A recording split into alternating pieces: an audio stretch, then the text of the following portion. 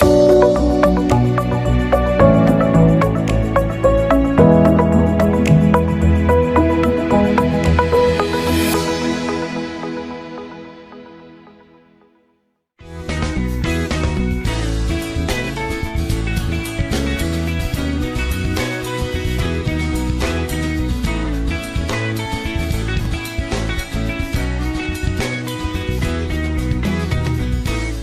le Président de la République, la presse nationale et internationale brûle d'envie de vous rencontrer depuis plusieurs semaines. Et pour faire suite à cette demande, vous avez bien voulu vous prêter aux questions des journalistes qui ont préféré commencer par l'actualité du 7 décembre et aborder ensuite celle du 14 novembre. Merci. À nouveau, bonjour et merci pour votre présence. Je suis heureux de vous retrouver, surtout après la frayeur que nous avons tous eue il y a quelques jours. Vous savez, Dieu aime le Bénin et nous allons jamais cesser de lui rendre grâce pour ça. Alors je suis à vous, on se parle cash. Madame, vous avez l'honneur. Merci Monsieur le Président. Je suis Inès Fassia, directrice de Bénin TV Junior. Les enfants m'ont remis plusieurs questions, mais dans ce lot-là, je vous pose une seule. Ils veulent savoir comment vous vous sentez après le 7 décembre. C'est des enfants qui veulent savoir comment se porte le Père de la Nation. Aussi simple que ça. Merci. Je vais bien. Je vais très bien. Même si mon moral a pris un petit coup. Pas pour moi-même, mais pour le pays entier. Parce que cet incident, c'est comme ça que je le qualifie, parce que pour moi, ce n'est pas véritablement une tentative de coup d'État. Parce qu'il faut bien plus que ça pour soumettre un État entier. Je suis peiné, j'ai été très malheureux, je continue de l'être pour l'image que cela donne de notre pays. Et c'est cela qui, en fait, constitue ma véritable souffrance. Pour moi-même, je vais très bien physiquement, et ma mémoire a pris un petit coup quand même. Pour cela, vous savez, nous aimons tous le Bénin, malgré nos divergences, nos heurts, nos disputes. Je pense que la quasi-totalité des Béninois, elle était loin de penser qu'un tel événement se produirait au Bénin. Ça nous ramène des dizaines d'années en arrière. Mais ça va, je veux espérer que tout le monde va bien également. Nous dites aux enfants que je vais très bien. Je leur dirai, avec votre permission, la deuxième question. Ils veulent savoir, à votre avis, qu'est-ce qui est important que les enfants et les jeunes du Bénin retiennent sur le Bénin aujourd'hui? À votre avis, qu'est-ce qui est important qu'ils doivent savoir du Bénin? Que le Bénin est un grand pays, une grande nation. Qu'ils soient fiers de leur pays, que même les plus grands pays du monde peuvent subir des épreuves. Ce n'est pas parce que nous avons connu une épreuve douloureuse, que cela remet en cause la grandeur de la nation béninoise. C'est notre capacité à réagir, à faire face à ce genre de défis, d'épreuves, qui fait de nous aussi un grand pays. Donc qu'ils soient fiers du Bénin. Merci Monsieur le Président. Je suis Aboubakar Takou, quotidien Le Béninois libéré et BLTV. Monsieur le Président, le coup d'État, heureusement déjoué du 7 décembre dernier, est l'œuvre d'un démembrement de la garde nationale. Une essence que vous-même avez inspirée et créée. Et à ce qui paraît, cette garde nationale est l'essence la plus chouchoutée de notre armée nationale. Monsieur le Président, avec le recul, n'avez-vous pas un sentiment de regret d'avoir constaté que c'est plutôt les enfants de la bonne maman qui ont été à l'origine de cette trahison à l'encontre de la République? Je vous remercie. Non, je n'ai pas de regret du tout. Et je peux vous dire que ce n'est pas la garde nationale qui a opéré l'attaque. Non. Heureusement. Vous savez, dans toutes les communautés du monde, quelle que soit l'époque, il y a toujours des marginaux. On ne peut pas reprocher à la nation béninoise d'avoir en son sein quelques voyous, quelques crapules, quelques marginaux. On ne peut pas reprocher à la garde nationale, à l'armée tout entière, d'avoir en son sein des crapules.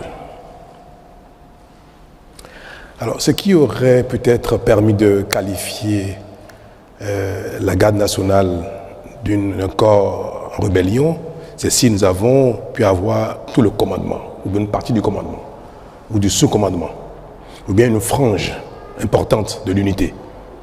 Mais ça n'a pas été le cas, heureusement.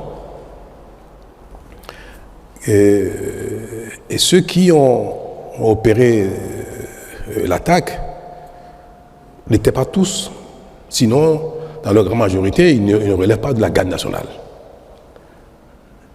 Ce sont quelques soldats qui étaient en séjour dans le camp de Togbe pour des formations, pour des mises à niveau assurées par quelques formateurs de la garde nationale. Et je peux vous confirmer que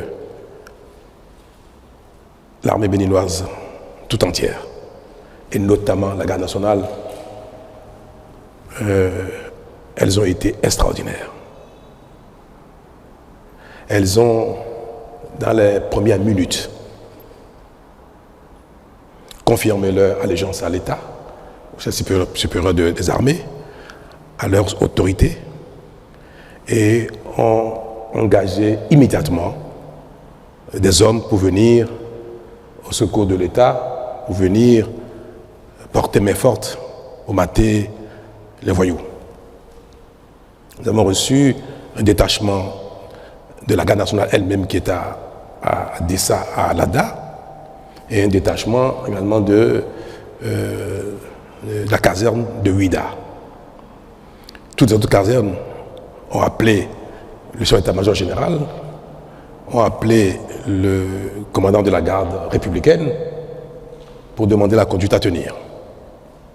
Savoir s'il faut engager toutes les casernes vers Cotonou pour protéger les institutions, protéger le palais, la résidence du chef de l'État, ou bien si l'incident était maîtrisé. En tout cas, toutes les casernes, tout le haut commandement, tout le sous-commandement a réagi dans les minutes qui ont suivi l'attaque. Et moi, ça m'a fait découvrir encore une fois que notre pays a franchi un palier.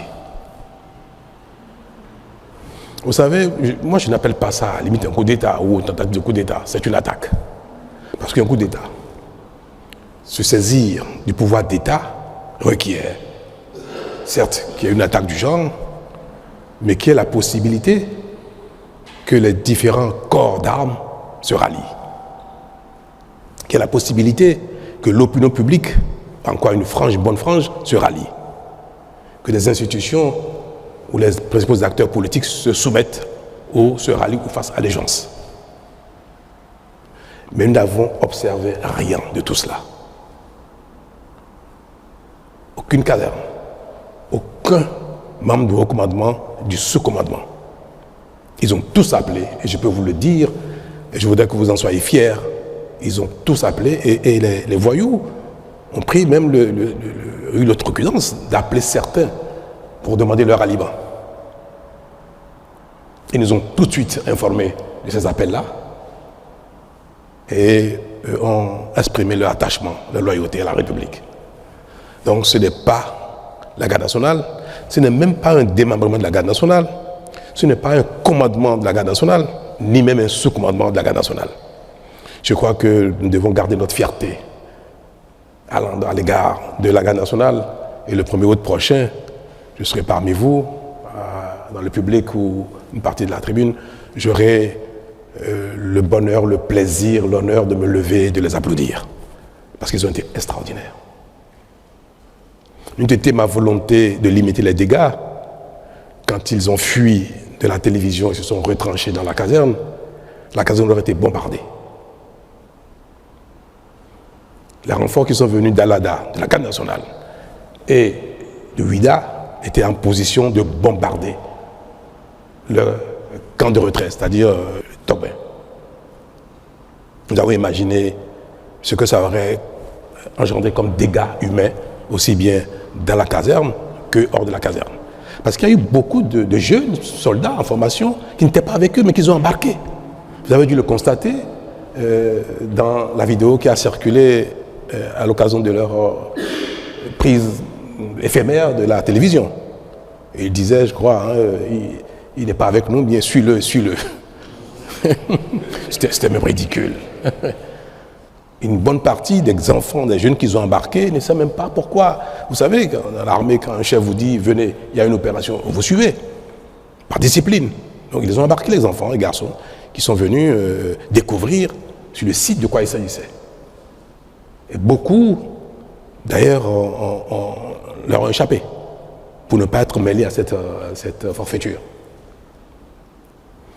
Alors, mes très chers, notez que l'armée béninoise et la garde nationale ont joué leur rôle et je continue de le garder, je continue d'être fier à leur égard. Monsieur le Président de la République, je suis Paul Danogbe du média en ligne Africarou. Aujourd'hui, dites-nous quelles sont les mesures qui ont été prises pour que les Béninois n'assistent plus à ces événements, à ces tristes événements. J'ai presque envie de dire que vous êtes le plus chanceux dans la sous-région. Quel est le secret du président Patrice Talon? Ben non, j'ai pas de secret. C'est la nation entière qui, comme je viens de le dire, n'est plus à ce stade du tout.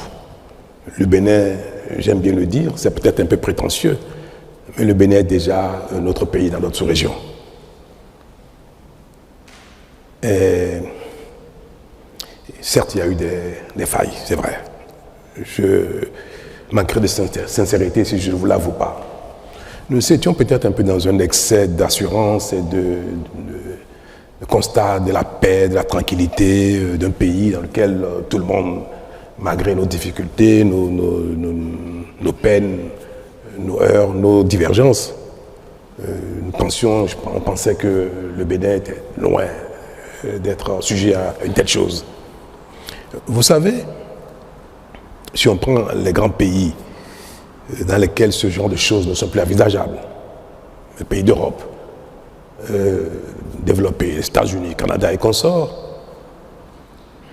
ce n'est pas une telle idée qui manquerait à certains de leurs ressortissants. Il y a bien des gens qui se saisissent d'armes de guerre pour aller braquer une banque, pour aller braquer une bijouterie. Mais il ne reviendrait à personne dans un pays d'aller braquer l'Élysée ou bien la Maison-Blanche. Je suis certain qu'il y a plein de gens qui, se levant le matin, ont peut-être envie de devenir président des États-Unis ou président de la France par la force. Ça, on ne peut pas dire qu'aucun Français, aucun Américain, aucun Canadien, aucun Allemand n'est capable d'avoir une telle idée folle. Tous les hommes ne sont pas identiques, quel que soit le temps, quelle que soit l'époque, quel que soit le lieu, c'est pas pour dire toujours quelques marginaux. Autant, on peut prendre des armes pour aller braquer dans ces grands pays une banque, une bijouterie, autant, même si l'envie existe, personne ne ferait dire braquer, comme je viens de dire, l'Élysée ou bien la Maison-Blanche. Pourquoi? Parce que si quelqu'un le fait, il est certain, 100% certain, que cela ne va pas prospérer. Qu'aucun corps d'armes ne suivrait. Aucun commandement ne suivrait. Le peuple ne suivrait pas. Aucune institution ne suivrait. Donc il ne pourra jamais jouir du pouvoir. Jamais. Ça peut durer 1 heure, 2 minutes, 1 semaine, même 1 mois. Si c'est ces d'armes très lourdes pour empêcher les autres corps de venir le saisir, mais jamais celui qui penserait que ce du genre qu'il ferait ne jouirait du pouvoir. Dans certains pays qui ne sont pas à ce stade, si vous le faites, vous avez peut-être une chance sur 10, sur 20, sur 1000 d'en jouir. Il peut y avoir une partie de l'armée qui peut se rallier. Une partie de l'opinion peut se rallier. Des acteurs politiques peuvent se rallier. Alors quand la communauté, une nation est encore à cette étape-là, ce genre d'événement peut arriver. Mais une communauté, une nation dans laquelle tout ce que je viens de citer, les institutions, l'armée, consorts, jamais ne sera rien à une telle aventure. Dans cette communauté, il n'y aura jamais de coup d'État militaire ou par la force. Jamais. Il faut souhaiter que notre pays, qui vient de démontrer qu'il est un grand pays, reste sur ce palier et que notre évolution, notre émancipation, notre compréhension du monde, de la vie, des règles et consorts n'amène plus jamais aucune frange de notre société significative. Que ce soit le peuple, que ce soit les institutions, que ce soit les armées, que personne ne puisse jamais adhérer, faire allégeance ou approuver une telle chose. Et c'est pour ça que ceux qui ont eu le courage ou l'outrecuidance, ou je ne sais pas comment je vais l'appeler, de se réjouir de ça, comme je viens de dire, les marginaux ne manquent pas, nulle part au monde. Il y en a aussi au Bénin. Il y en a même parmi la classe politique. Parmi vous, il y en a. Ceux qui se sont réjouis de cela, ils sont condamnables. On ne peut pas applaudir publiquement un crime. On ne peut pas se réjouir publiquement d'un crime. Mais je pense que plus le temps passera, et plus ce genre de marginaux seront en nombre infime, pour que la nation dans sa globalité soit effectivement une très grande nation.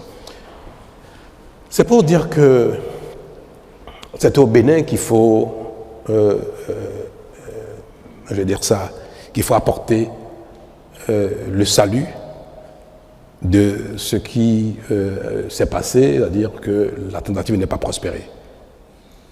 Moi, je n'ai pas de secret particulier.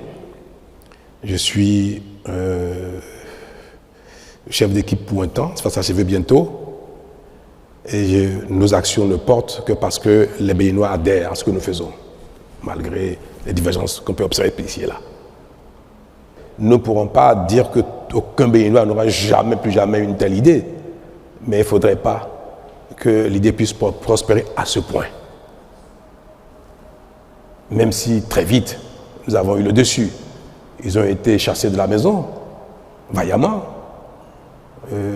Même moi-même, j'ai pas eu peur d'être avec la garde républicaine, parce que je savais très bien que jamais cela ne prospérerait, que nous ferons face. Ils sont allés à la radio, on les a poursuivis, ils ont été délogés très vite de la radio, mais il y a eu un temps qui s'est écoulé entre le moment où ils ont été délogés et le moment où le ministre de l'Intérieur est venu s'exprimer. C'était un week-end, il fallait qu'ils viennent de Calavi. Et c'était la personne la plus indiquée. Mais ceux qui sont à la CRTB ont bien vu qu'il n'y avait même pas eu de résistance. On les a poursuivis, ils sont partis très vite. Bon, c'était des voyous. C'était des voyous, des petits terroristes qui ont été manipulés, encouragés par quelques acteurs marginaux politiques du Bénin et puis quelques également personnes étrangères que je me garderai d'évoquer ici parce que la justice s'est déjà saisie de cette affaire-là. Donc c'est des petits voyous, des barlotins, je ne sais même pas comment il faut les qualifier, insensés, qui ont été encouragés, manipulés par des nostalgiques et par des jaloux. Je n'en dirai pas plus. Je suis Emmanuelle Sodji, correspondante de France 24 au Bénin. Ma question est la suivante. Quelle est votre véritable lecture politique de cette tentative de coup de force?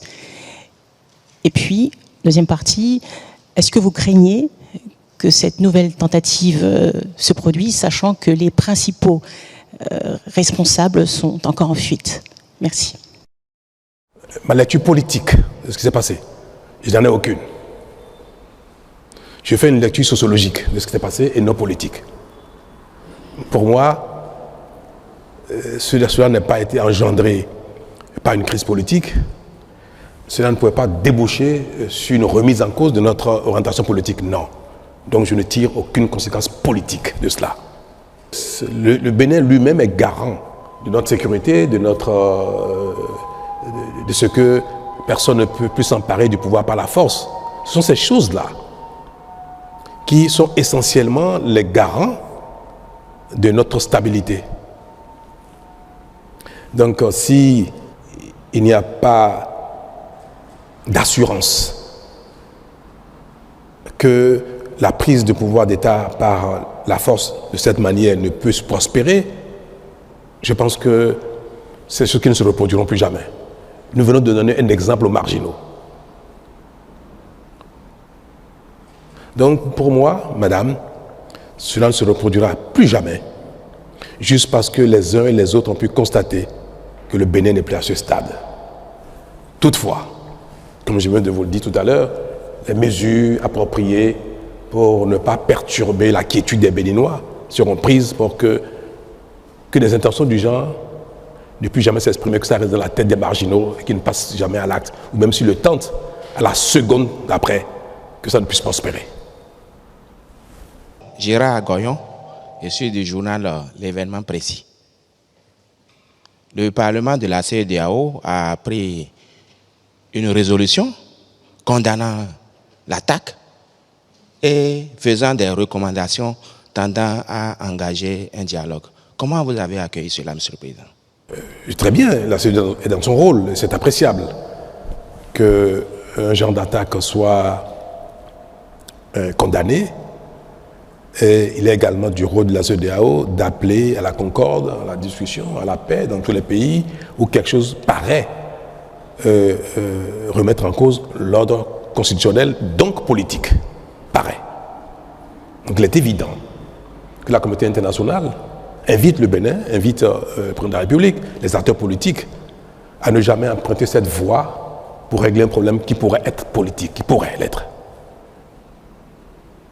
Donc c'est évident que la CEDEAO nous demande, au besoin, d'engager des dialogues pour que ce ne soit jamais par les armes que nous réglons nos différends. Ceux qui ont peut-être encouragé ces enfants, garçons, à faire une telle chose, et qui ont peut-être des raisons politiques, sont également concernés par ce genre de message.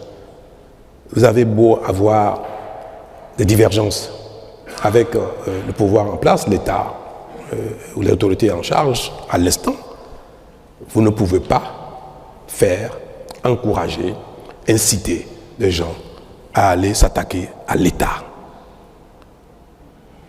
Donc c'est un message d'ordre général que je prends avec honneur et humilité. Merci. Bonjour, Monsieur le Président. Je suis Joël Tchogwe de Peace FM.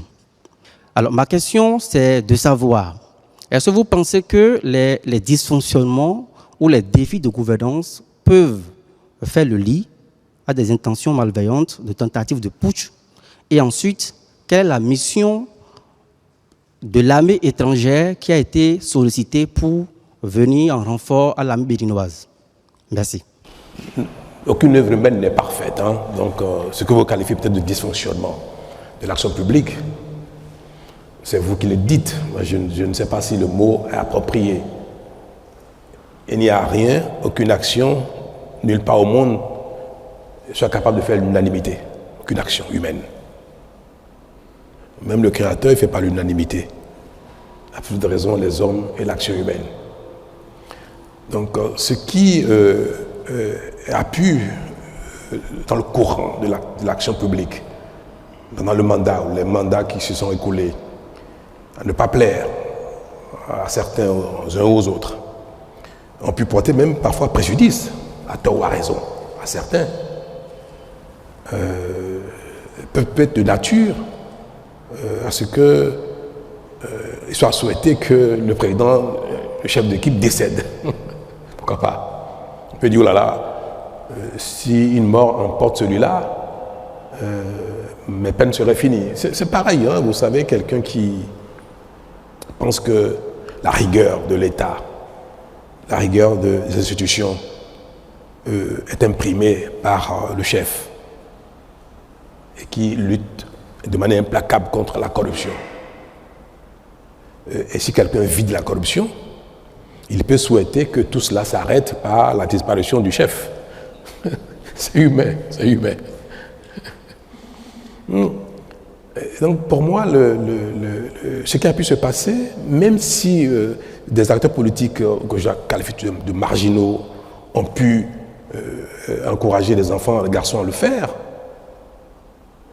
je ne considère pas que cela est lié à une dérive de l'action publique, de l'État, dérive de l'autorité en charge de notre destin commun pendant l'instance actuelle, que cela soit lié à un dysfonctionnement. Je ne sais pas ce qui serait ce dysfonctionnement-là, donc je ne fais pas cette lecture, comme je viens de le dire.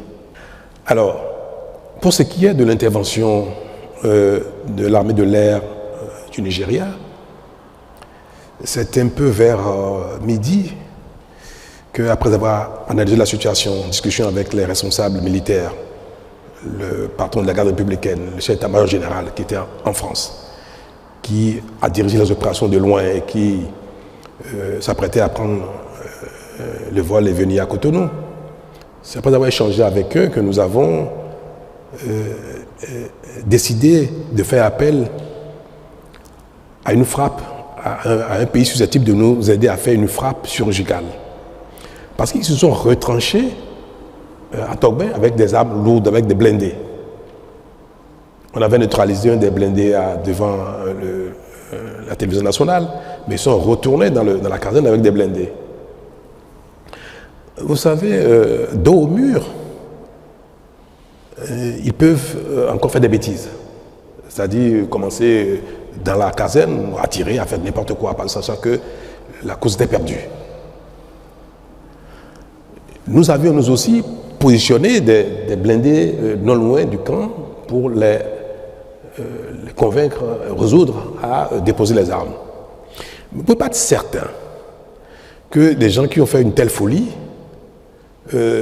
soient quelques minutes après capables de raison, dire bon, laisse tomber. Donc il se pourrait qu'il y ait des échanges qui feraient beaucoup de dégâts dans le quartier de Togbin. La base est au cœur de Togbin. Je ne peux pas être président de la République, c'est parce que j'ai été éprouvé il y a quelques minutes que je vais dire, peu importe les dégâts que ça va occasionner, peu importe les vies innocentes qui pourraient être perdues. Nous avons dit, il ne faut surtout pas que les affrontements entre l'armée loyaliste, l'armée tout court et ses voyous engendrent encore des pertes en vie humaine. On avait déjà perdu 2 personnes. À cette heure-là, je savais déjà que l'épouse du général Bada était déjà décédée, je le savais déjà. Je savais déjà qu'on vient de perdre un des soldats de la garde républicaine. Je venais de voir un deuxième qui a reçu une balle qui a brisé complètement le bras.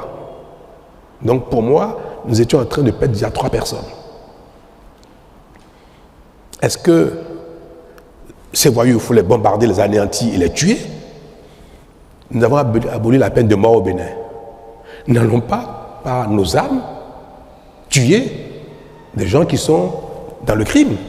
Il faut les arrêter, les condamner, mais pas les tuer. Il ne faut pas non plus tuer d'autres soldats qu'on savait très bien dans le camp, mais non partisans de cette affaire-là. Quand je viens de vous dire, suivez-les, ils ne sont pas avec nous. On savait déjà qu'il y avait plein de gens dans le camp qui n'étaient pas avec eux. Des gens dans le camp nous appelaient. On a eu des appels de soldats dans le camp qui disaient mais non, on n'est pas concerné, ce qui se passe n'est pas bien, et comme ça, qui n'étaient pas avec eux. Il faut préserver ces vies-là. Ne disposons pas d'aéronefs susceptibles de faire des frappes ciblées pour détruire 1 ou 2 de ces blindés, parce que c'est leur seule arme, c'était ça. Ce sont des armes puissantes, en face desquelles il fallait déployer la même force de frappe. C'est vrai, nous étions en supériorité. Toute l'armée béninoise, avec une vingtaine de garçons, c'est vite fait. Mais il y aurait dans tous les cas, si on avait utilisé nos armes, il y aurait des dégâts. Il y a un type d'arme dont le Bénin ne dispose pas. C'est des aéronefs susceptibles, très haut, de faire une frappe millimétrée.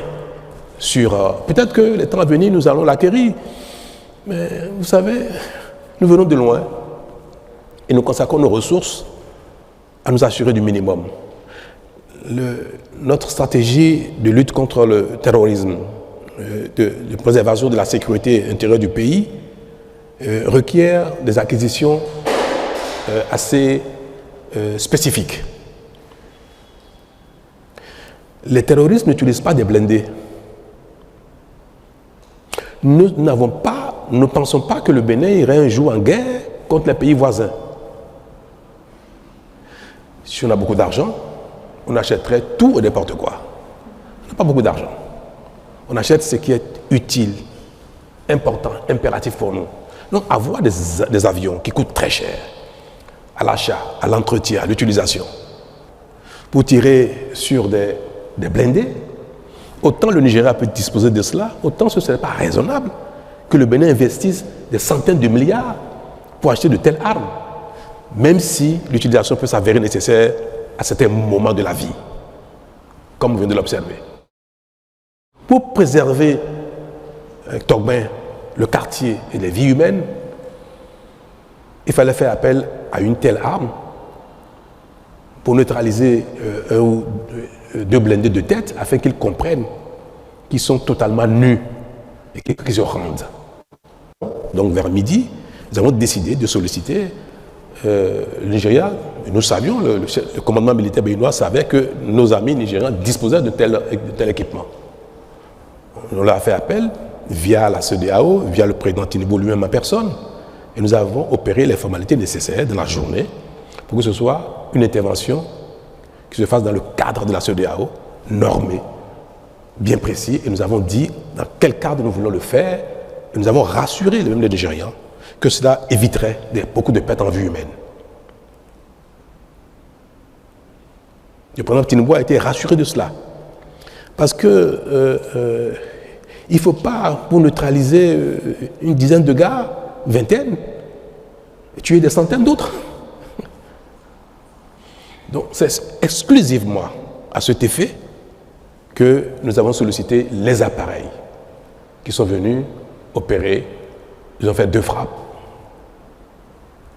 Ça suffit pour que ce qu'on espérait s'est bien passé. C'est la débandade. Donc nous avons eu raison d'avoir fait ce choix-là. Le président du Nigeria a souhaité envoyer une troupe terrestre. Vous savez, quand vous êtes éprouvé, il est de bon ton de ne pas refuser l'aide, même si vous n'en avez pas besoin. Les règles de courtoisie requièrent cela. Vous êtes éprouvé, on vous dit, on va vous aider. On envoie des hommes. Même si vous n'avez pas besoin de ça, vous dites merci. Donc on a reçu les troupes terrestres qui sont arrivées vers minuit, 1h du matin, alors qu'on n'a pas besoin de ça. J'étais déjà passé à la télé moi-même, dire que les Béninois pouvaient vaquer à leur occupation le soir même. Pourtant, l'armée nigériane est venue par voie de terre à minuit. Nous avons installé, ça montre que la coopération fonctionne bien une fois de plus. Tout cela montre bien que on peut toujours compter sur la coopération internationale si il y a besoin. Bonjour Monsieur le Président, Ozia Sounougo de Bénin TV. Merci de nous avoir assuré sur le maintien et la préservation du pacte républicain qu'on salue aujourd'hui. Cependant, le pays a reçu un coup pour son image. Tigri et son escouade rapprochée sont toujours en fuite. Permettez d'insister sur la question d'Emmanuel Sodji. Est-ce que vous redoutez une nouvelle tentative et est-ce qu'on peut savoir où il se terre si vous ne pouvez pas pour le moment nous parler des complicités du voisinage? Où est-ce qu'il se terre? Moi, je ne crains pas une récidive de la chose. Et même si ça devait se faire, soyez tranquille, peut-être personne ne le saura parce que ça n'ira pas à ce point-là. C'est vrai, ils sont en fuite et c'est vrai que nous voulions qu'ils déposent des armes, qu'ils se rendent. Et pour ne rien vous cacher, à un moment donné, nous avons eu Tigri au téléphone. Le patron de la garde républicaine lui a parlé au téléphone. Il lui a dit, garçon, c'est une folie ce que tu fais. Rends-toi, dépose des armes. Il a dit, ah non, il ne faut pas sous-estimer ma capacité de nuisance, c'est pas ce qu'il a dit. Non, mais nous voyons que vous voulez nous bombarder. J'espère à un moment donné, ils étaient déjà dans la demande d'un apaisement eux-mêmes. Alors, quand le concerné montre déjà ses faiblesses, il dit, mais ne nous bombardez pas, vous comprenez donc que nous ne pouvons pas aller plus loin. Et quand effectivement nous avons réduit et ils ont commencé par fuir, deux choses l'une. Certains sont enfuis avec leurs armes, qu'ils ont jetées après dans les caniveaux, dans les rues de Togben, puisque nous avons reçu des armes, la population nous a amené des armes après. Quand ils fuient comme ça avec des armes, vous les poursuivez, c'est des champs de tir, le risque encore de mort devient réel.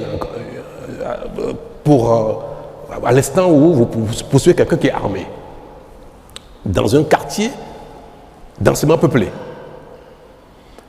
Nous aurions pu, si on avait donné le feu vert aux hommes, de la poursuite de tirer sur eux, quand ils ont commencé à faire le mur, quand certains se sont mis en civil, certains sont mis en civil et sont sortis du camp sur des motos. On j'ai donné les consignes de ne pas abattre qui que ce soit en fuite. Parce qu'il y a déjà eu un premier lot qui s'est enfui. Quand ils sont arrivés dans le camp, Tigri lui-même est parti du camp en civil et en voiture. Il a abandonné les garçons, il a quitté il est sorti du camp. Quand la frappe a eu lieu, il n'y était plus. Donc, ceux qui se sont enfuis, tant mieux. Nous les recherchons, nous avons retrouvé certains parmi eux, mais certains n'ont pas été retrouvés et je crois, ont eu la facilité de quitter le territoire. Parce que vous savez très bien que la convivialité, la bonne cohabitation entre nos deux pays, la CEDEAO, même si parfois sur les papiers, ce n'est pas une réalité, entre les populations, c'est une réalité. Les échanges sont libres, totalement libres entre les populations sur les frontières. Et il n'y a pas que les points de passage officiels qui permettent d'aller du Bénin au Nigeria, au Niger, au Burkina ou au Togo. Donc ils ont pu passer les frontières. Et nous avons lancé les mandats d'arrêt contre eux. Nous avons sollicité les pays concernés pour coopérer et nous les livrer. Je vais espérer qu'ils vont coopérer, qu'ils vont nous livrer ces voyous-là. Parce qu'il faut qu'ils en répondent. Mais je compte de vous dire, c'était moins de mal que ce soit enfui que les poursuivants. Nous fassions beaucoup de victimes dans Togben. Rachida Ousso de BIP Radio. Si vous me permettez, j'aimerais aborder le deuxième thème de cette conférence. J'aimerais évoquer la trêve politique. Est-ce que vous pouvez nous expliquer comment ça va marcher et est-ce que ça ne pose pas problème dans un pays démocratique? Merci.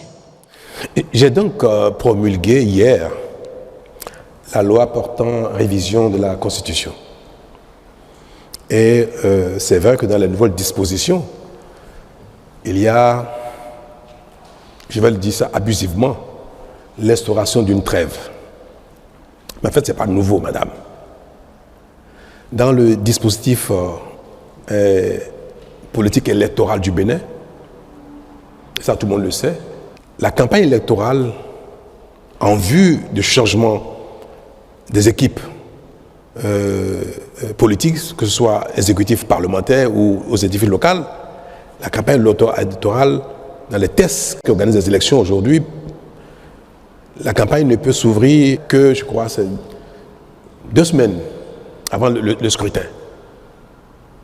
C'est ça, les textes existants.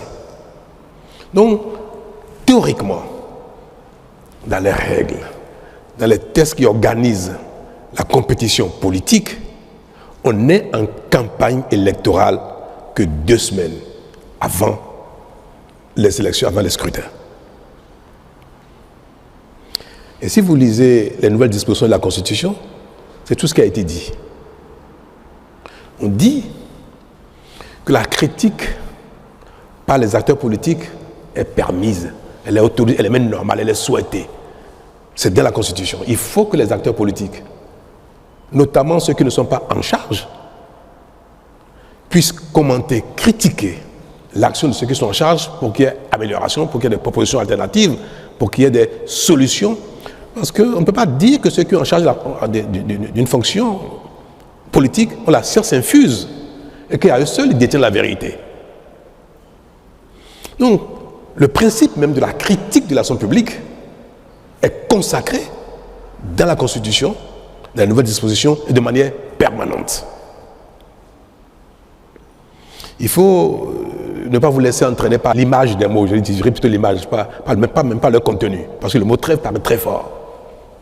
Mais dans son contenu, la trêve ne concerne pas la critique de l'action publique. Mais nous savons très bien que personne ne respecte les 2 semaines de campagne que prescrivent nos lois. Et c'est pour ça que nous avons voulu mettre le doigt là-dessus. Utiliser un mot fort pour interpeller les consciences. Pour dire qu'on ne peut pas être en campagne toute l'année, tout un mandat durant. Un président qui est élu un jour J pour 5 ans, pour 7 ans bientôt, pour peut-être 10 ans, peut-être on ne sait jamais, ou peut-être pour 2 ans ou 3 ans. Nous sommes dans un modèle d'élection générale. Quand un système un régime est mis en place qui concerne l'ensemble des diverses fonctions politiques, parlementaires, exécutives ou locales, il ne faut pas qu'aussitôt après les élections, la campagne redémarre pour les élections qui auront lieu 5 ans après. Et c'est ça qui a été redit de manière plus forte dans la disposition qui prescrit qu'on ne peut pas faire campagne tout le temps. Et nous avons même élargi la période de campagne. On permet même que la campagne ait lieu, au lieu de 15 jours avant les élections, elle ait lieu même 1 an avant les élections. On allait plus loin que ce qui existait. Au Bénin, désormais, si un scrutin d'élection a lieu 1er janvier 2027, à partir du 1er janvier 2026, on peut commencer la campagne. Mais pas avant. Et c'est cette période où on ne permet pas aux acteurs politiques d'être en campagne que nous appelons trêve. Il n'y avait pas un mot pour le désigner précédemment. Nous avons utilisé le mot pour que ce mot soit utilisé avec sa force, pour que les uns et les autres sachent et s'engagent à ne pas être en campagne tout le temps. C'est tout. C'est ce que veut dire la trêve. Nous en faisons un foin terrible parce que nous sommes habitués à ce que même quand les textes existent, qu'on ne les respecte pas. Et il a suffi qu'on mette le doigt dessus, qu'on dit « oh là là, on va nous interdire de parler ». Mais la disposition constitutionnelle consacre que la critique soit permanente. Barnabas Orokouma, journaliste et promoteur du groupe de presse d'Abaro. Nous sommes à Parakou. Merci beaucoup, Monsieur le Président. Au lendemain du vote de la loi portant révision de la Constitution, le gouvernement a fait une tournée dans le pays pour expliquer aux populations le contenu de cette nouvelle loi. Qu'est-ce qui ressort de cette tournée? Est-ce que ce sont les rapports qui vous ont été faits qui ont permis à ce que plus tard vous promulguez finalement cette loi? Je vous remercie. Moi, j'ai été consulté par les partis politiques. Cette loi qui a été votée n'a pas été votée dans mon dos. Je vais vous le dire. J'ai été consulté et le ministre de la Justice a participé au débat. Et nous avons fait des amendements. Donc, ce qui a été voté était parfaitement en phase avec notre vision. Et je change beaucoup avec les partis politiques qui appuient l'action gouvernementale. Je n'exerce pas la fonction tout seul. Je suis en concertation permanente avec les partis politiques qui nous accompagnent. Et d'ailleurs, des lois à caractère politique ne peuvent pas être votées sans qu'il n'y ait quand même une certaine discussion, convergence de point de vue entre les acteurs politiques qui soutiennent l'action du président et lui-même. Donc, je ne vais pas me dérober sur la question, j'ai été bien informé et j'ai participé à sa rédaction. J'ai même fait des suggestions d'amendement. Vous savez, les dispositions de la révision de la Constitution sont quelque chose de sensible. Vous me direz pourquoi on n'a pas fait ça avant. Et moi, je vais vous dire une chose. Ça me caractérise, même si tout le monde le sait déjà. C'est quoi le rôle d'un leader? C'est quoi le rôle d'un leader? Un leader politique, un leader religieux, un leader social, un leader d'une cause donnée. C'est quoi son rôle? C'est de réfléchir à ce qu'il faut. Et de le partager, certes, avec sa cible, ses concitoyens, quand il s'agit de leaders politiques, mais aussi c'est surtout d'oser proposer des solutions aux problèmes qui se posent à la communauté. Donc un leader, ce qu'on entend d'un leader, ce n'est pas simplement tout le temps d'aller recueillir ce que veut la communauté pour mettre en œuvre, point barre. Mais sinon, quel est notre rôle? Quelle est la compétence? Quelle est l'énergie? Quel est le savoir-faire? Quelle expérience nous mettons au service de nos concitoyens si nous ne pouvons rien leur proposer? J'estime qu'il est de notre devoir de faire l'analyse de nos conditions de vie, de l'environnement international, national, et de proposer les solutions les plus indiquées pour que le pays avance. Si je dois attendre que les solutions viennent de mes concitoyens qui, dans leur quotidien, s'occupent de ceux qui les concernent directement et que ce pourquoi ils m'ont élu, ce pourquoi ils ont élu les députés, il faut qu'on se dérobe pour aller leur demander, mais sur telle situation, qu'est-ce qu'il faut faire? Mais c'est une faillite. Non, il ne faut pas se dérober. Nous pouvons voter une loi et rendre compte. Je crois que c'est ce qui a été fait.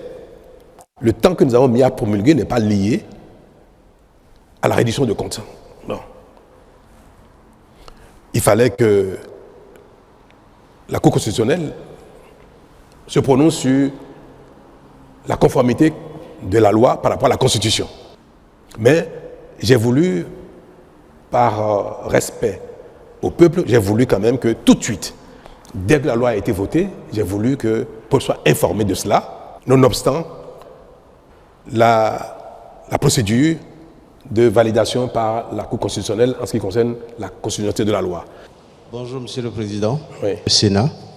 Quels sont ses pouvoirs réels? Beaucoup pensent que c'est une institution que vous avez créée qui se place au-dessus des institutions qui existent et que c'est également pour placer le futur président de la République sous tutelle. Et est-ce que vous êtes le futur président du Sénat? Le Sénat, tel qu'il a été défini, paraît une invention béninoise, n'est-ce pas? J'ai entendu dire qu'il n'y a aucun élu au Sénat, que le Sénat n'a aucune légitimité. Pourtant, le Sénat a un rôle important. Je veux vous dire que c'est vrai, chacun imagine, invente ce qui lui convient, ce qui est conforme à ses besoins, à son histoire, à sa réalité. Mais il est rare que les idées même les plus belles, les plus innovantes ou novatrices relèvent d'une exclusivité. Dites-vous une chose, quand vous pensez à quelque chose de très bien, quelqu'un a déjà pensé à ça. C'est rare qu'on soit vraiment les seuls à avoir une idée novatrice. Le fait que ce soit un parlement de gens désignés, de compétences, d'expérience, de sagesse, existe ailleurs dans le monde. Vous le savez, non? Le Bénin n'est pas le seul pays dans lequel le Sénat est composé à 100% de personnes désignées, aucun élu. Le Canada. Le Sénat du Canada, il n'y a aucun élu dedans. Ils sont tous désignés. Ce n'est pas le Canada qui nous a inspirés. Hein. C'est vrai que la connaissance du monde peut parfois nous amener à faire nos analyses de manière circonstanciée. Le rôle qu'on a voulu donner au Sénat requiert que ce soit un Sénat de personnalité.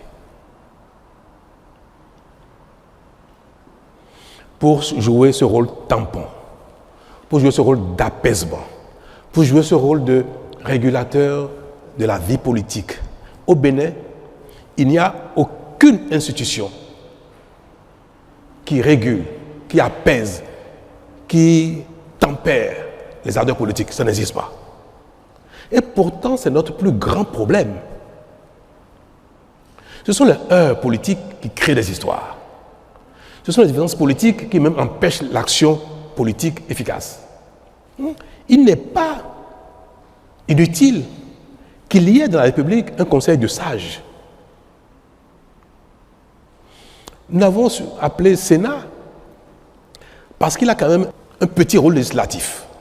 Et le thème consacré pour les institutions qui partagent avec l'Assemblée le pouvoir législatif, ce thème standard, c'est le Sénat.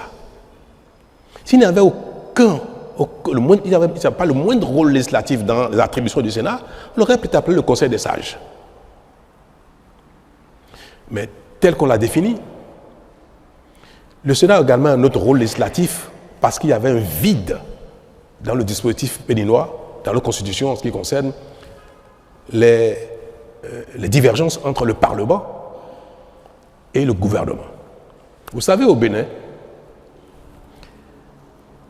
le président de la République, le gouvernement, peut également initier des lois qu'on appelle projets de loi. Le Parlement initie proposition de loi. Dans tous les cas, que ce soit projet venant du gouvernement, venant du président de la République, ou proposition venant des députés, c'est le Parlement béninois seul au Bénin qui vote la loi. Une fois que la loi est votée, si le président de la République n'est pas d'accord avec certaines dispositions qu'il estime non pertinentes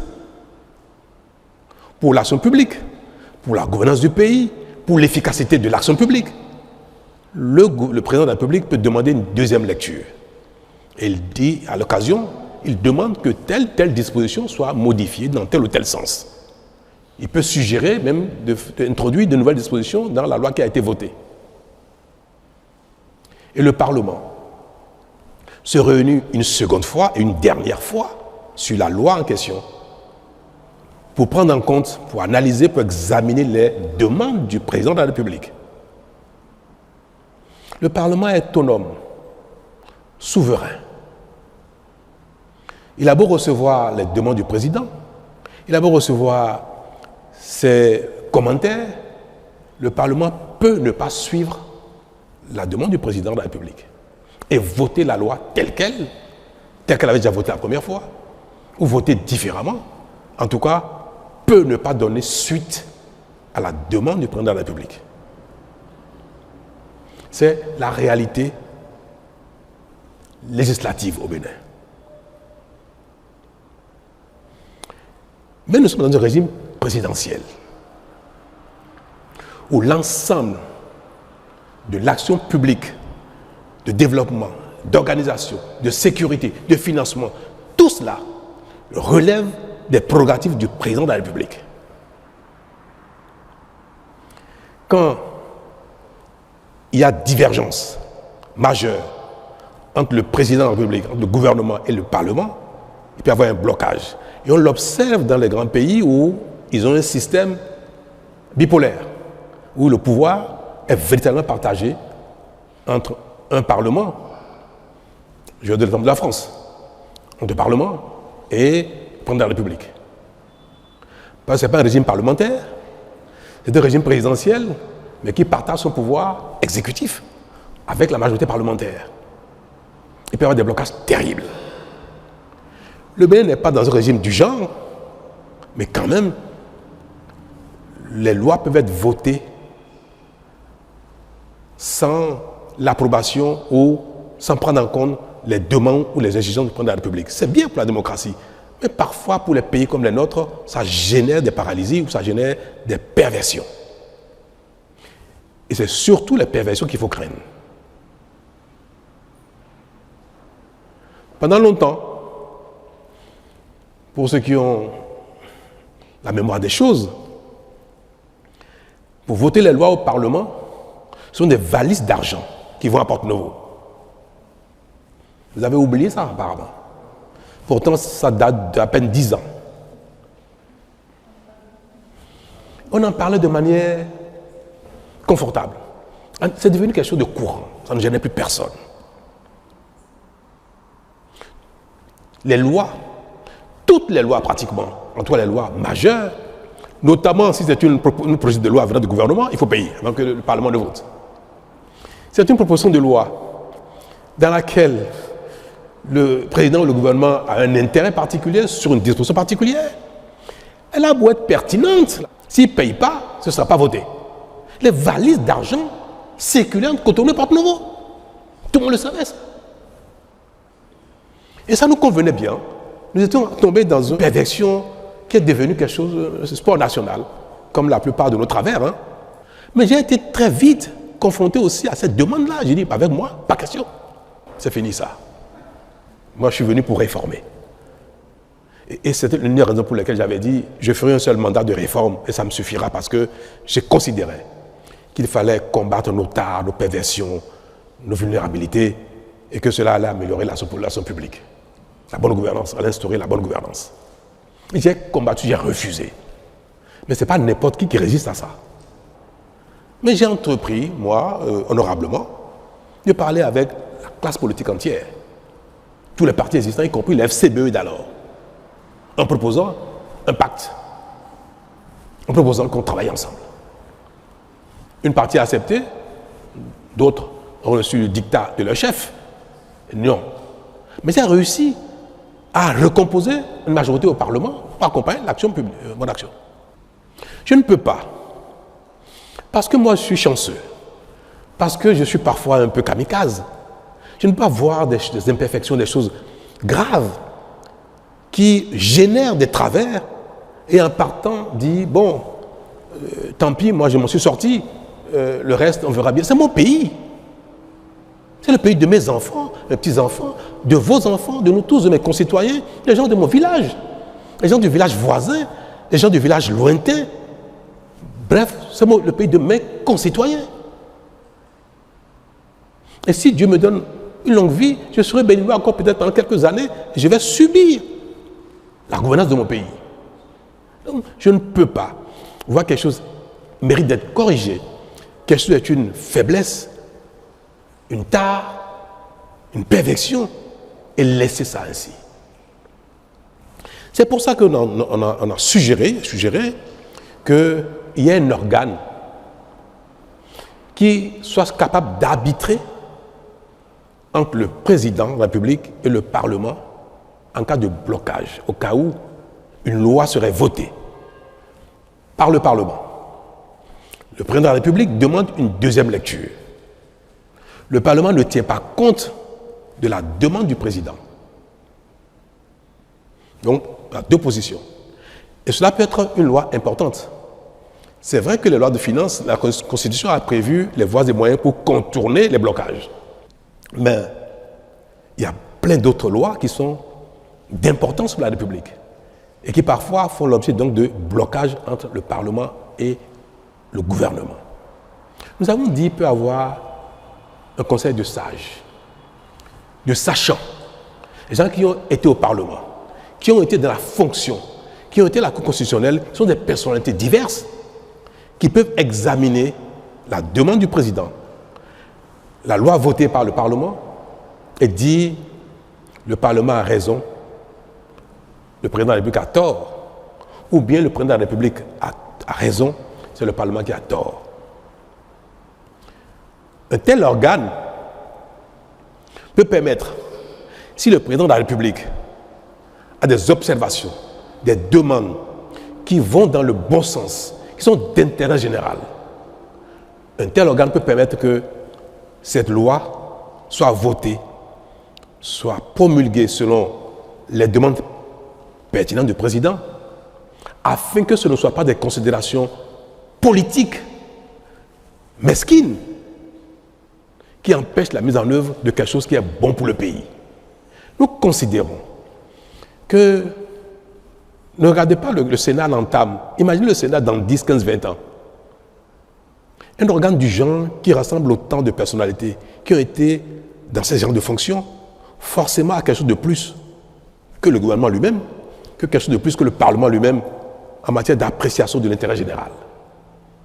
Un tel Sénat peut être un bon arbitre, parce que c'est pour aussi que le président de la République veuille faire quelque chose qui ne soit pas de l'intérêt général, ou bien qui soit purement relatif à un calcul politique. Voilà l'une des raisons pour lesquelles nous avons dit que le Sénat peut avoir un petit rôle législatif. Le Sénat ne peut pas reformuler la loi. Il peut simplement dire telle position paraît plus conforme aux intérêts de la nation que telle position donc donne raison à l'une position. Et quand le Sénat arbitre, la disposition ou la loi ou les dispositions de la loi qui ont reçu l'arbitrage du Sénat s'imposent. Et en ce moment, le président est tenu de la promulguer, ou sinon, la Cour constitutionnelle proclame la loi exécutoire. Voilà un aspect qui relève de ce que je sais de la fonction que j'ai exécutée pendant bientôt 10 ans. Le Sénat également peut demander parfois une deuxième lecture. Le Parlement a voté une loi et le Sénat estime qu'il y a telle disposition qui sont peut-être pas suffisamment pertinentes ou qui ne vont pas dans le bon sens. Le Sénat peut conseiller, en fait, peut demander au Parlement, je vous suggère d'examiner telle chose. Et vous revotez la loi. Si le Parlement vote la loi à nouveau, sans tenir compte des observations du Sénat, le Sénat ne peut rien faire. Le Sénat s'incline, parce que le Sénat n'a pas véritablement le pouvoir législatif direct. Il peut arbitrer, il peut conseiller, mais il ne peut pas voter une loi. Donc, si l'Assemblée nationale n'est pas favorable aux observations du Sénat, l'Assemblée vote en son âme et conscience, souverainement. Et maintenant, c'est une affaire entre l'Assemblée et le président de la République, qui sont les deux qui détiennent la légitimité du pouvoir législatif et exécutif. Voilà. Voilà pourquoi nous avons instauré le Sénat. Il y a une troisième prérogative, mission du Sénat, c'est d'appeler de temps en temps les acteurs politiques à la raison. Vous savez, on me dit, mais la Cour constitutionnelle est déjà un organe qui régule la vie politique, mais ce n'est pas vrai. On dit, mais les acteurs politiques peuvent répondre devant la loi de ce qu'ils font. Mais on ne répond pas souvent devant la loi, des acteurs politiques, de nos actions politiques. Il y a plein de choses que le politique peut faire, peut dire, qui ne soient pas condamnables au pénal, mais qui peut porter préjudice grave à la nation entière. Tout à l'heure, je vais vous donner 2 exemples. Donc, la Cour constitutionnelle ne statue que sur la conformité des textes, des lois, des règlements par rapport à la Constitution. La Cour constitutionnelle ne statue pas sur le caractère politique, le caractère pertinent des actes, des lois et autres. Jamais. Or, l'action politique qui induit l'action publique conditionne notre vie. Vous me direz, comme le peuple a voté pour le Parlement, voté pour le président de la République, peu importe ce qu'il faut. Mais est-ce que c'est mauvais d'instruire un organe pour des fois dire aux gens, appeler les gens à la retenue, rappeler les gens à l'ordre, conseiller les gens? Un exemple. On interdit les filets qu'on appelle, pour la pêche, la pêche, il y a un filet, un équipement de pêche qu'on appelle Medokokonu. C'est-à-dire, vous faites la pêche avec ça, vous ramassez tout. Les menus frétins, y compris même les alevins. Tout, vous ramassez tout. Et quand on utilise ces genres d'équipements, on appauvrit le plan d'eau, le cours d'eau. et la pêche finit par, la recherche halieutique finit par mourir complètement. Donc l'État régule et empêche les équipements qui ne sont pas conformes à l'intérêt général. Un homme politique, conseiller communal, député, ministre, non, parce qu'en général, les règles en un moment sont fixées par le gouvernement et un ministre fait ça, il va être démis tout de suite. Mais vous prenez un acteur politique, chef d'un parti politique, conseiller communal ou député, qui dit à ses parents, dans sa localité, n'écoutez pas, ne faites pas attention à cette règle, à cet arrêté du ministre des Histoires, continuez de pêcher avec votre filet, mais ne pas qu'on nous. C'est un acteur politique, hein, c'est pas un citoyen ordinaire. Donc c'est une personnalité du pays. C'est une personnalité qui est écoutée, qui aspire à gouverner, ou soit qui a déjà gouverné, donc qui exerce une certaine influence sur la population. Et il appelle les populations à ne pas tenir compte de ça. Un maire prend un arrêté pour interdire le prélèvement du sable, de gravillon dans une carrière, en disant que cette carrière a atteint un niveau où continuer déstabilise l'environnement. Et il dit interdiction de prélever, de continuer à exploiter cette carrière. Un homme politique arrive et dit, il dit n'importe quoi lui, continuez. Alors, qu'est-ce qui va se passer? Si la personne continue, elle va répondre devant la loi après. C'est elle qui va payer, qui va être sanctionnée par la loi. Si le pêcheur continue d'utiliser son équipement de pêche et qu'il est confondu de cela, c'est lui qui va être pénalisé. Et parfois, il va y avoir une rébellion sur l'eau. La police fluviale va sur l'eau pour contrôler les filets et les populations pour se soulever contre la police fluviale. Coups, blessures, désordre et même parfois perte en vie humaine. Le véritable auteur, c'est qui? C'est l'homme politique. Mais aller devant la justice, en pénal, correctionnel, c'est un délit. Il appelle des gens à ne pas respecter la loi. Vous êtes magistrat. On vous présente un acteur politique qui a appelé les populations à ne pas respecter la loi, contester la loi. Et il va dire, non, moi j'ai seulement critiqué la loi. Mais il conteste la loi, il soulève les gens contre la loi. Vous ne pourrez pas le condamner pénalement. Vous avez du mal. En plus, un acteur politique. Voilà les limites.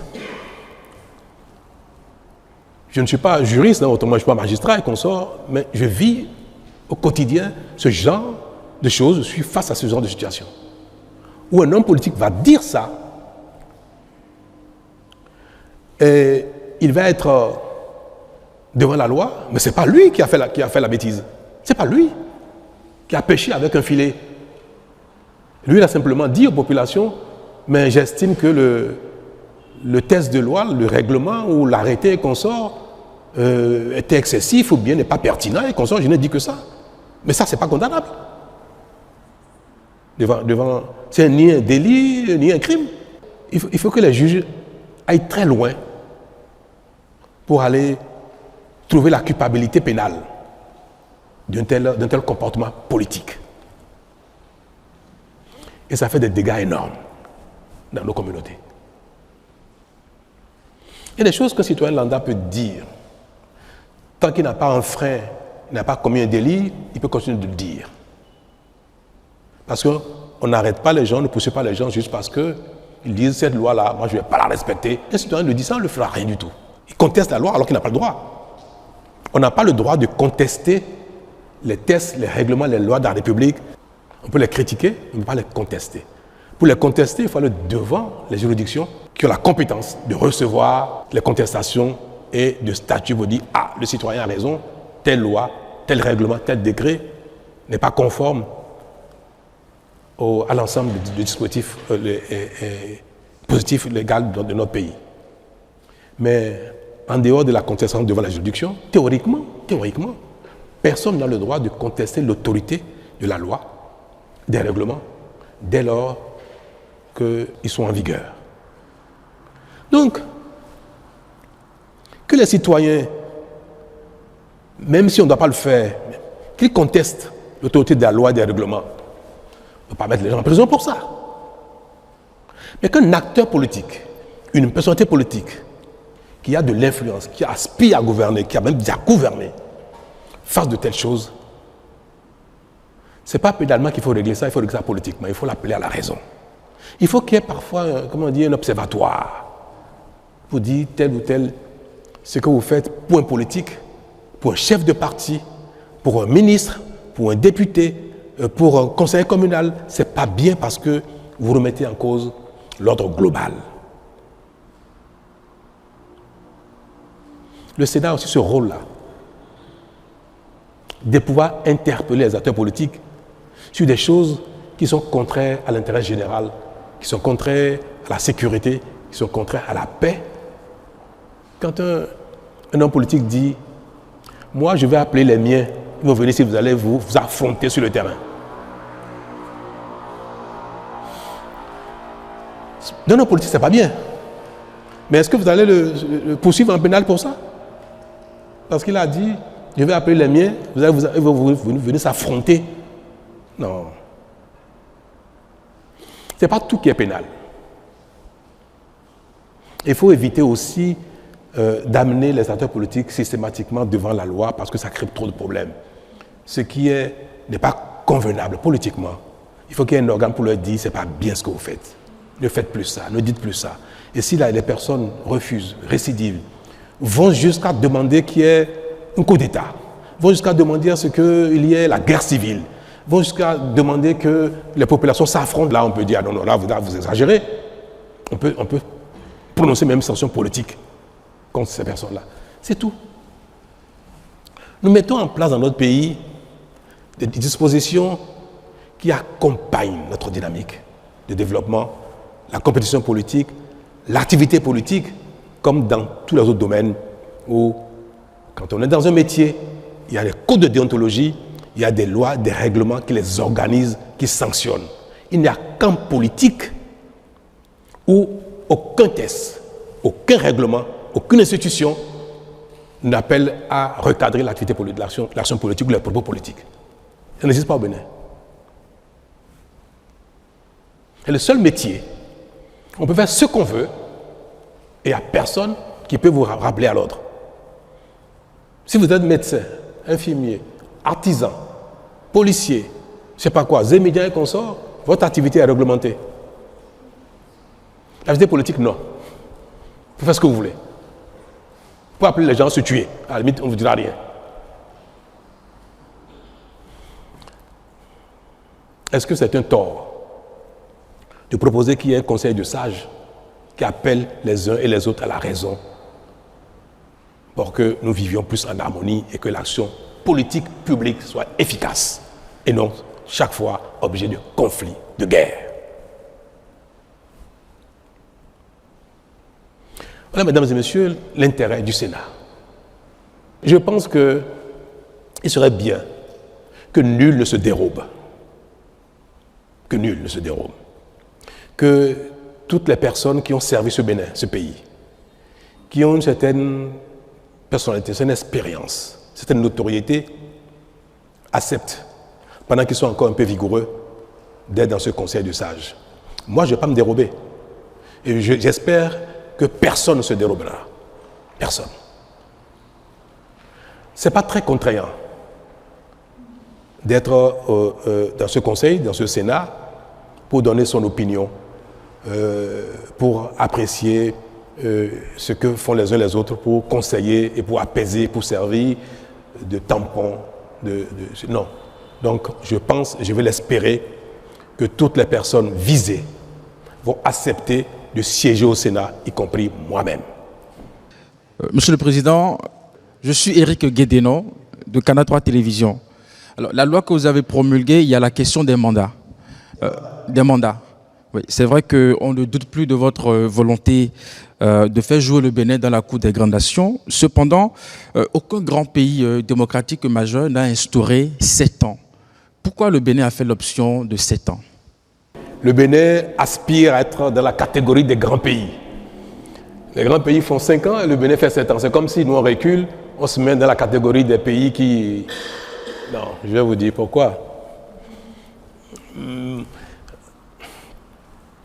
J'ai eu en 2016 à proposer à mes concitoyens qu'on instaure un mandat un peu plus long que 5 ans, mais un mandat unique. Parce que j'ai dit que 5 ans c'était trop court pour agir efficacement et pour avoir un résultat. C'est trop court. Mais j'ai dit que la quête d'un second mandat pervertit l'action courante. Parce qu'on a les yeux rivés sur le second mandat et on est un peu même populiste. C'est pour ça que j'ai proposé les 2 choses. Rallonger le mandat pour avoir un temps plus long pour l'efficacité de l'action publique, mais un seul mandat pour ne pas être conditionné par le besoin de renouvellement. 10 ans après, ayant été de la charge, je peux vous dire que je suis plus que jamais convaincu que 5 ans c'est trop court. Surtout, si ce n'est pas un mandat unique. C'est un paradoxe, ça paraît. Surtout si ce n'est pas un mandat unique, 5 ans est trop court. Parce que celui qui est élu pour un premier mandat, s'il est un homme politique, il voudrait forcément un second mandat. La vocation politique ne s'exprime pas seulement pour exercer la charge de la fonction une seule fois. Et vous le savez tout très bien, la plupart des acteurs politiques qui postulent pour être président de la République, ils voudraient bien faire le nombre de mandats qu'il faut, 2 ou 3 ou 4 si possible. Donc le fait de vouloir un second mandat requiert que le premier ait un bilan. Si vous faites un premier mandat qui n'a pas de bilan, vous ne pouvez pas solliciter de vos concitoyens de vous reconduire dans la charge. Mais comment on fait pour avoir un bilan visible au bout de 5 ans? On ne fait que des choses visibles en apparence, mais qui manquent souvent de profondeur, de qualité. Une telle situation pousse les gouvernants, le président de la République, les régimes, dans la précipitation. Et tout ce qui est fait est bâclé. Sans études, sans compte expertise, sans donner le temps qu'il faut aux entreprises pour exercer, quand c'est des travaux, que c'est une réforme, tout ce qui relève de l'action publique est fait de la précipitation. Parce qu'on veut, au bout de 2 ou 3 ans, avoir un résultat visible.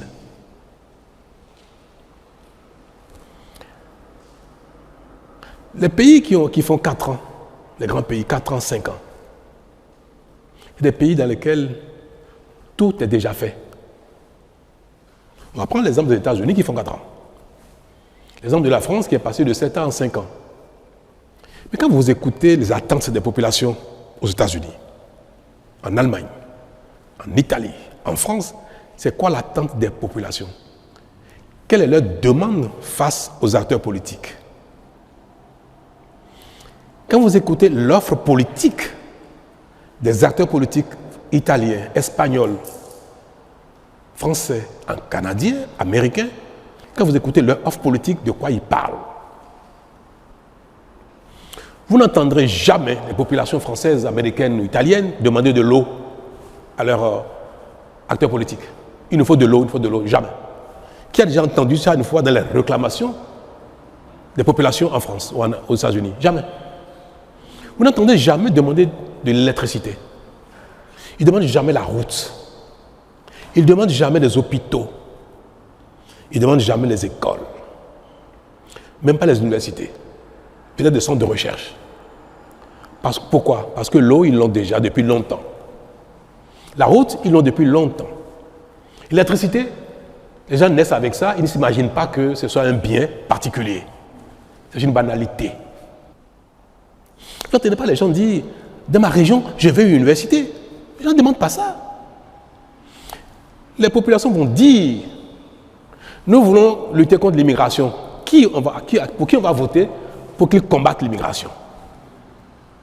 Pour qui on va voter pour qu'il assure notre sécurité dans les quartiers, dans les villes? Sécurité. Lutte contre l'immigration.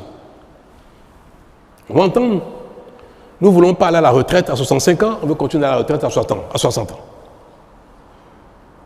Des choses qui relèvent du confort de vie et non des fondamentaux de survie même, d'existence. Nous sommes sur deux planètes différentes. Nous sommes dans deux mondes différents. Le président américain, jamais quelqu'un lui demandera, oh, l'électricité, consort, école et consort, jamais. Lui va parler d'impôts. Il va parler de immigration. Il va parler de la rivalité avec la Chine. À la limite, on peut élire un président américain pour 1 an. C'est suffisant. Parce qu'on veut qu'il prenne des mesures tout de suite contre l'immigration. Un décret suffit. Une fois qu'il a pris le décret, il peut dire bye-bye. Il a satisfait les besoins de ses électeurs. Une fois qu'il a fixé le taux de douane sur ce qui doit venir de la Chine partout et qu'on soit, il peut dire bye-bye, j'ai fini. Donc, le temps d'action pour un président américain, 1 an peut suffire pour qu'il satisfasse les demandes de sa population. 1 an peut suffire. Si vous allez en France, il faut combien de temps à un gouvernement pour voter la loi, prendre les décrets pour mettre la retraite à 60 ans, 65 ans, 70 ans? Il ne faut pas 2 ans, il ne faut pas 5 ans. Il faut combien de temps pour prendre un texte pour modifier les conditions d'immigration en France? Pas du temps. Alors, nous imitons des gens qui n'ont pas du tout le même problème que nous. Alors que pour construire des routes, quand vous voulez, on attend de vous, dans chaque localité, qu'il y ait des routes dans chaque localité. Si vous faites ça ici, vous ne faites pas ça là-bas, après les 2 ou 3 ans, vous avez les élections, ils ne voteront pas pour vous. Vous n'avez rien fait pour eux, pour la route. Moi, je suis arrivé, j'ai espéré qu'au bout de 5 ans, j'aurais atteint 80-90% de couverture en eau potable. C'était mon plan, c'était ma volonté, on était engagé là-dedans. Il y a encore des endroits où on dit, mais on a demandé de l'eau, vous êtes venu ici en campagne, on n'a pas eu l'eau. Certains n'ont pas eu de marché, pas eu de stade. Nous avons une course contre la montre. Ça a été terrible. Moi, j'ai pris 20 ans en 5 ans. Ouais, je n'étais pas comme ça il y a 10 ans. Et quand je regarde ma coupe de vieillesse, je vois que je suis sorti de la courbe. J'ai vieilli plus vite que je devais l'être. Mais c'est pour dire que le temps de l'action efficace est beaucoup plus long que le temps de la reddition de comptes, le temps politique. Mais quand les gens vous demandent des centres de santé, les gens vous demandent des écoles, les gens demandent de l'eau, c'est d'une telle urgence. Mais malheureusement, si au bout de 1 ou 2 ans, vous n'avez pas fait ça, les populations ne comprennent pas que le temps imparti n'est pas suffisant, qu'il faut beaucoup plus que ça. Vous vous rappelez, j'ai invité les femmes ici, dans Tokpa, ici à la présidence. Je les ai invitées, j'ai dit, dans Tokpa ne peut pas rester là indéfiniment. Insalubrité, incendie, c'est un peu conforme au commerce. Dans 20, 30, 40 ans, le Bénin sera 50 millions d'habitants, on ne peut pas garder ton Tokpa là. Vous allez accepter de partir de là. Ça fait 8 ans. Dans Tokpa n'a pas encore déménagé. Pourtant, nous sommes acharnés au travail. Ceux qui connaissent la zone peuvent aller voir. Mais il a fallu des études. En telle matière, il ne faut pas des études n'importe comment. Des expertises, des contre-expertises, les financements, les contrats d'entreprise. Nous sommes en fin de mandat. Ça a été l'une des priorités de mon action en termes d'infrastructures marchandes. 9 ans après, Dantokpa n'a pas déménagé encore, même si les travaux sont finis. Nous avons décidé que le bitume, le goudron aille partout au Bénin. Je n'ai jamais réussi à le faire en 5 ans. Jamais. Mes chers amis, si nous passons notre temps à imiter, à copier les autres, Nous n'allons jamais réussi à faire ce qu'ils ont fait dans le passé, quand les conditions étaient différentes, quand ils avaient le temps plus long, les temps d'action plus longs.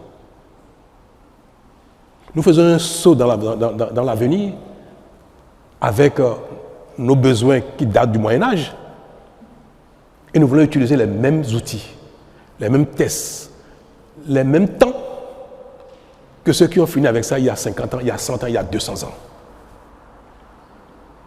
Si nous voulons que nos hommes politiques, les présidents que nous allons élire, ne fassent pas un remake de Maria Gleta, il faut leur donner le temps de l'action.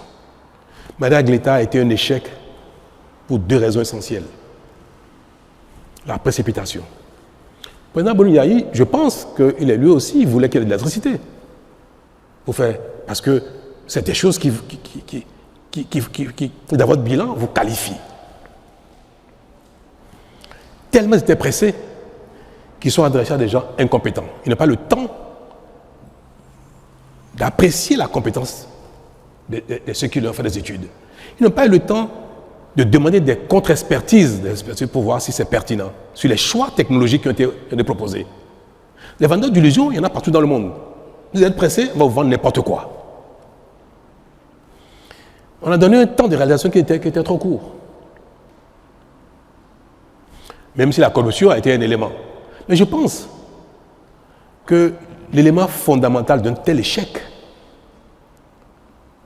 c'est le défaut d'études pertinentes, le défaut du temps nécessaire pour une bonne expertise et le défaut du temps nécessaire pour la construction d'une unité fonctionnelle qui marche et qui est capable de traverser le temps.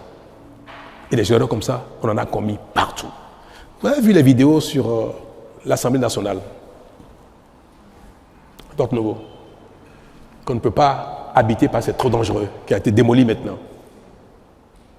Les études ont été défaillantes.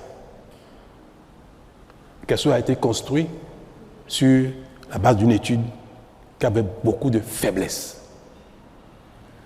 Il y a des choses qui requièrent 1 an, 2 ans d'études. Ganvier. C'est un endroit pittoresque qui peut servir le tourisme. Mais les conditions d'hygiène et de vie n'y sont pas. Maintenant, on a fini de faire le réseau d'eau. Subaquatigan, sous l'eau. L'électricité, ça y est, c'est en cours. Mais la collecte des eaux usées, la station de traitement, c'est maintenant que c'est en cours. C'est maintenant que c'est en cours. 9 ans après. Ganvier sera cette merveille maintenant, peut-être dans 2 ou 3 ans, parce que maintenant ça va aller vite. Mais il a fallu peut-être 10 ans d'études, d'expertise, de contre-expertise. Le temps de l'action est un temps long en ce qui concerne nos besoins. Et c'est pour ça que nous avons raison de ne pas choisir 4 ans, 5 ans comme les grands pays, parce qu'ils sont déjà grands, parce qu'ils ont réalisé ces choses-là dans le passé, il y a très longtemps. Nous, on commence à peine. Je vous en prie, donner 7 ans à un régime est un temps moyen suffisant pour avoir des résultats. Quand on regarde le minimum de temps requis pour la plupart de ce qui relève de nos besoins, des besoins de nos populations. On me dira, mais quand le président il est mauvais, 7 ans, ce n'est pas trop long.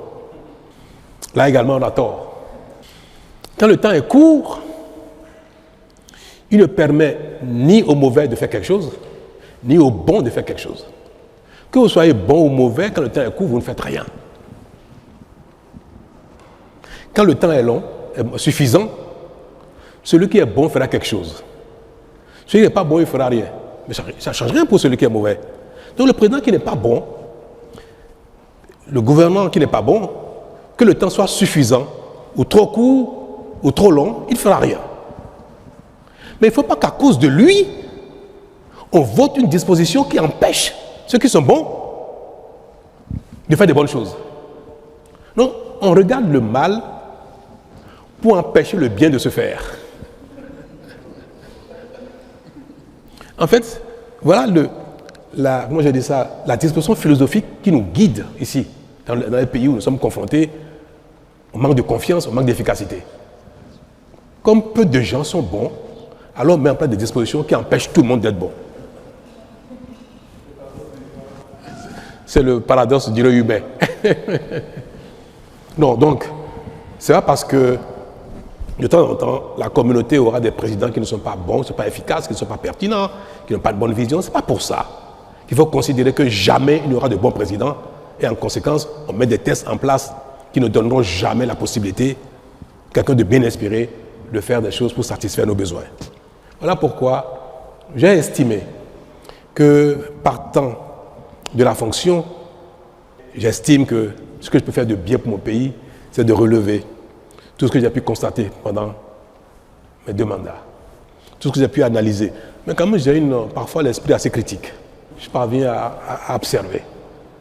Donc, mais tout ce qu'il faut comme solution pour transformer l'essai, pour que le Bénin aille plus loin, plus vite, plus efficacement, plus durablement pour les temps à venir, je me suis permis de dire, voilà, de ce que j'ai pu observer, ce qui nous permettra de transformer l'essai. Ne peut pas avoir été dans cette fonction pendant 10 ans et parti sans laisser quelques indications pour ceux qui vont nous succéder. Ce n'était pas à mon profit. Ce sera au profit de personne, ce sera au profit du Bénin. Merci, Monsieur le Président. Agapit Maforikan de la télévision privée commerciale Télé Bénin. Monsieur le Président, je voudrais juste rebondir sur les 7 ans toujours, mais concernant les maires et les députés. Cette fois-ci, 7 ans renouvelables X fois. Pour le président, c'est limité. Une fois, ça peut se comprendre. Pourquoi pour les élus locaux et pour les députés, ce n'est pas limité. Merci, Monsieur le Président. Le fait de limiter le nombre de mandats pour des élus qui ne sont pas dans l'exécutif, parce qu'on aura appliqué le même principe qu'on a adopté pour le président de la République, était une erreur pour ces 2 raisons suivantes. Nous sommes dans un régime présidentiel. L'action publique est exercée par le président de la République. Tout ce que vient de dire, le bilan, le temps d'action, l'efficacité dans le rôle, l'énergie qu'il faut pour mettre tout ça en œuvre, c'est requis pour le président de la République, mais ce n'est pas requis pour un député. Est-ce qu'on est d'accord? Donc nous sommes en fait dans 2 champs différents de compétences, 2 champs d'exigence, 2 champs de disponibilité différents. Ce qui justifie qu'un président de la République ne pas rester longtemps parce qu'il va s'écléroser, il va se fatiguer, sa vision, il va rester enfermé dedans, il ne va pas pouvoir faire les corrections qu'il faut, il est dans l'action. Et pour ça, il ne faut pas qu'un homme s'éternise au pouvoir. Mais par contre, le député le plus efficace, qui va avoir le plus de pertinence dans l'action parlementaire, c'est le député qui a de l'expérience. Et on peut l'observer. Les parlementaires sont plus pertinents dans les analyses, dans les suggestions, dans les propositions, dans les analyses comparées, quand ils ont de la matière, quand ils ont de l'expérience. Donc, on prive le pays de ce que les gens ont pu capitaliser comme expérience politique et qui est requis dans l'action parlementaire, qui est requis dans l'action législative. Voilà une raison suffisante pour dire qu'on a appliqué les critères du président de la République aux autres alors que ce n'est pas du tout la même chose. La deuxième raison, c'est la démotivation que cela peut générer dans l'animation de la vie politique et dans l'appartenance au parti politique. Celui qui ne peut plus être un élu, il est démotivé, il n'est plus engagé, il n'est plus actif. Est-ce qu'il faut systématiquement qu'il y ait un renouvellement systématique des acteurs politiques ou bien il faut qu'il y ait un renouvellement mérité? Est-ce que c'est parce que d'autres attendent qu'il faut nécessairement dire ceux qui ont déjà été acteurs politiques quitter la scène que les autres montrent? C'est une façon d'amener, de faire la promotion, non pas par le mérite politique, mais pas simplement le principe de renouvellement systématique. Ce n'est pas en toute chose dans la vie que le renouvellement systématique est un bienfait, est pertinent. Il y a bien de domaines dans la vie où il ne faut pas renouveler les gens de manière systématique. Un médecin qui a capté de l'expérience, vous dites qu'il est trop vieux, dès que quelqu'un sort de l'école, il faut qu'il le remplace. Si on fait ça, on va tuer la qualité de la médecine.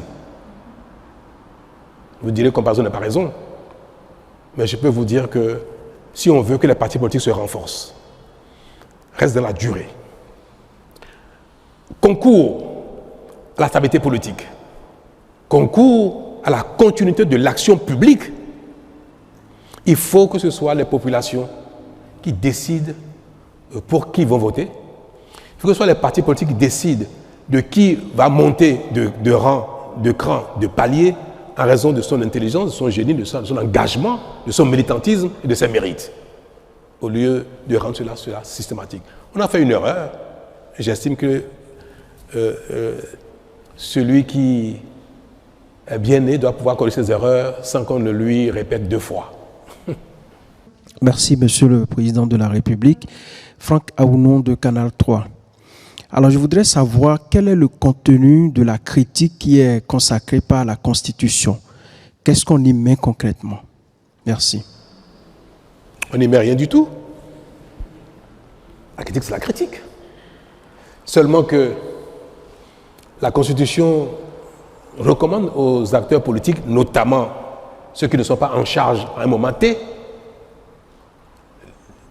leur recommande qu'en critiquant, de proposer des solutions. Si vous dites que quelque chose n'est pas bon, vous êtes un acteur politique. Parce que c'est facile de dire, vous prenez un test pour organiser la pêche, ce que vous avez dit n'est pas bien. Vous ne voulez plus qu'il y ait des filets de tel type, vous avez pris un règlement, un arrêté pour le faire, ce n'est pas bon pour telle raison. Voilà plutôt la solution qui permet de régler le problème de non-approvissement de nos cours d'eau. Mais si vous dites c'est pas bon, point bas, ne faites pas ça, et la population ne fait pas, c'est pas bon, c'est pas, pour un acteur politique, c'est pas bien. D'autant que nous voulons que par la Constitution, on veut réserver aux acteurs politiques la gouvernance du pays. On les privilégie. On dit, ce sont les partis politiques. Ce sont ceux qui ont un parcours politique qui vont gouverner le pays. Alors, si on leur donne ce privilège, il faut aussi qu'on leur dise quels sont les contreparties qu'il va avoir. Critiquer, mais proposer. Même pour l'humain que nous sommes, critiquer sans proposer, c'est de l'insulte. Ou alors, quand vous critiquez, vous dites, je ne sais pas comment il faut faire, mais je pense qu'il y a peut-être mieux à faire. C'est déjà une façon différente de la critique que souvent les acteurs politiques n'ont pas. Donc, cher monsieur, la Constitution n'a pas limité le champ de la critique. Elle recommande simplement aux acteurs politiques qu'ils puissent de temps en temps faire des propositions quand ils trouvent que quelque chose n'est pas bien. Et recommande également à l'exécutif de mettre en place un cadre de concertation avec les acteurs politiques d'opposition pour que ceux-ci n'aient pas que la rue, n'est pas que les médias pour leur proposer des alternatives à leur choix d'action publique. Donc, la Constitution a recommandé 2 choses. À celui qui est dans l'exécutif, de créer un cadre de concertation, et recommande que celui qui n'est pas dans la charge, de pouvoir faire des propositions concrètes quand il estime que l'action n'est pas bonne, mais la critique, elle est libre. Et pour les politiques, et pour les citoyens simples. Merci.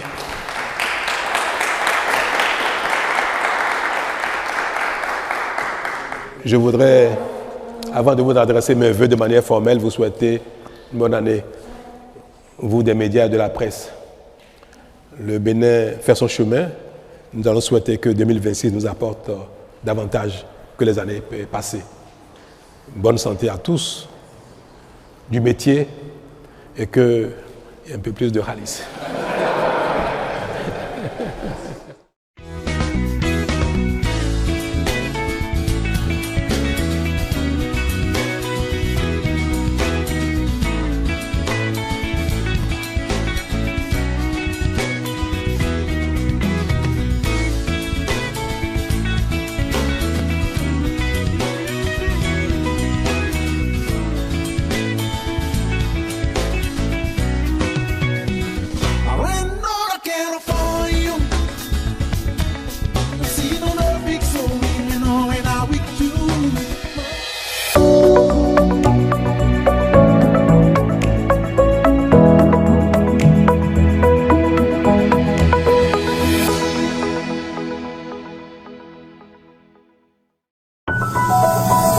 TV, créée pour inspirer.